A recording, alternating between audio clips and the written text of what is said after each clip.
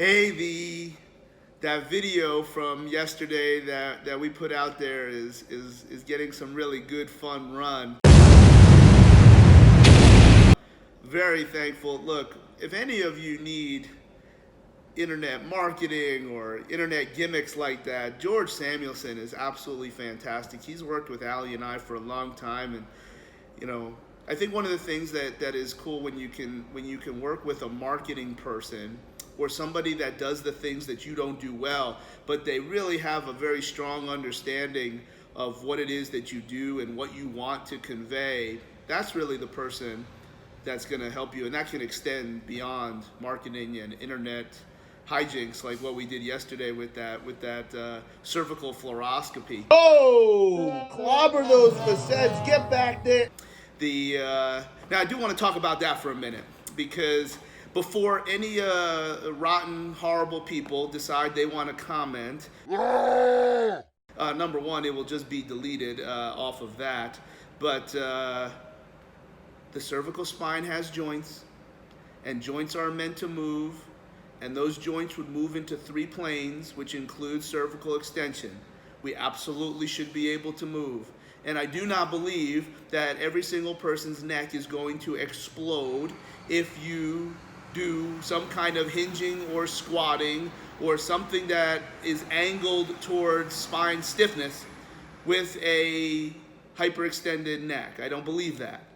I do believe that it's a better way, and there's a lot of reasons what makes it better. And a lot of those reasons we talked about in T=R2, which is on T=R+ streaming platform at charlieweingroff.com. Maybe you should take a look at that if you'd like to learn a little bit more. What I'd really like you to ask, though, is a couple things. Do you think I'm doing...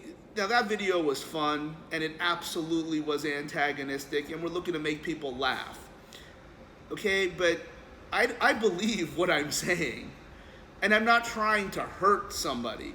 What I'm trying to do is actually get someone to realize that even though they heard something different from an incredibly credible source, and you look in the book and you see the man doing it with his neck up here and his butt into the next county, you know what?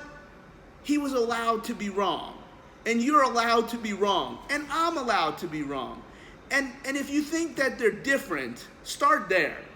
If you do a kettlebell swing with cervical extension versus neutral neck, please begin just to admit that they're different. Because if you can't get past that they're different, then just hit delete and don't worry about it. Because the reality is that I'm not worried about it. I'm not interested in a conversation from some random person that's telling me, well, so-and-so said they should do it. I learned it this way. Well, just because you learned it first from someone, that doesn't make it right. That just means you're emotional. That just means you don't want to be wrong. And I don't think there's anything wrong with being wrong. And the moment I believe that anything that I would choose is not the absolute best, I'll change it, and I'm not worried about it. So think about that. Like, the next time somebody says something or you read something that's the opposite of what you currently believe, hit pause and try to maybe appreciate, maybe they had it wrong and there is a better way to do it, because that's what I believe. And it doesn't mean the other 9 things that you learned from this other resource doesn't mean that they're not primo, okay? So keep that stuff in mind.